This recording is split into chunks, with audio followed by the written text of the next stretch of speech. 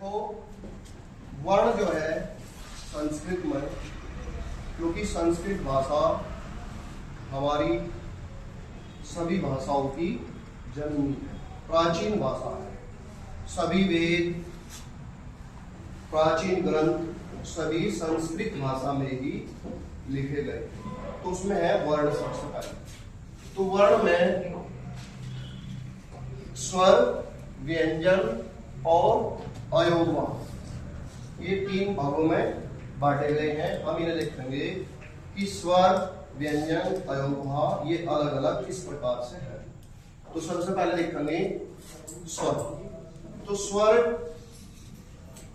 हम जानेंगे कि क्या है। इसका एक सूत्र है, स्वयं राजंत इति स्वरा। इसके जो हिंदी में लिखेंगे स्वर जिनका उच्चारण बिना किसी अन्य वर्ण की सहायता से होता है। जिनका उच्चारण बिना किसी अन्य वर्ण की सहायता से होता है स्वर कहते हैं। जिसके बोलने में, जिसके ध्वनि में किसी अन्य की सहायता ना करनी पड़े, लेनी पड़े, वो स्वर है। अब स्वर के तीन भाग हैं, ह्रस्व, दीर्घ, पल्लव। अब इनके देखिए तीनों क्या क्या है। ह्रस्व स्वर जिनके बोलने में एक पल का समय लगता है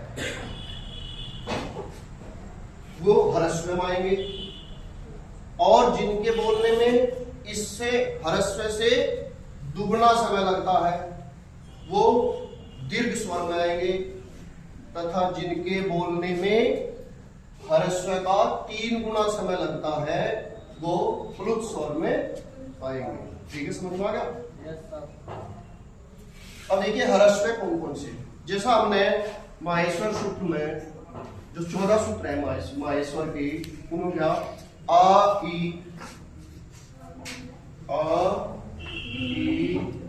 उ न री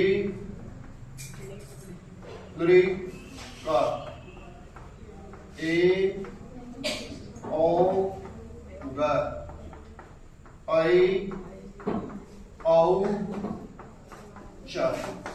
तो अ च ये स्वर भी है अच। अब इसमें आ ई उ री री ए औ आई औ ये स्वर है। अब इनके जैसा ह्रस्व है, इसमें आएंगे आ ई उ री री, और इसी का ही फिर इनके दीर्घ बन जाएंगे। तो इसकी ध्वनि कैसे निकलेगी बताइए? थोड़ी पहले इसकी नहीं ह्रस्व की और ये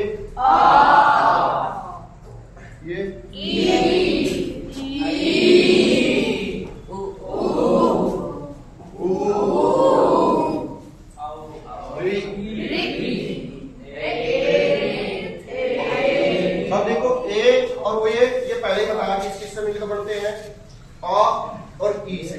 ई आए, ओ औ, और इन्हीं के ये प्लुत भाग है। इस प्रकार से ये इनकी संख्या जो है कुल 22 आती है। तो स्वर 22 प्रकार। ठीक है, समझ में आया?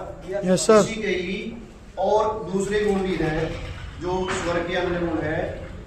उदात्त, एक तो है उदात्त, एक दूसरा है अनुदात्त, एक स्वरित। ये 3 प्रकार के भी गुण है, और इसके अन्य भाग भी है, वो विस्तृत है। लेकिन हमारे यहाँ पे जो प्रयोग हो रहा ज्यादातर ह्रस्व और दीर्घ का हो रहा, और इनका उच्चारण ही हमें शुद्ध करना है अपने आप में।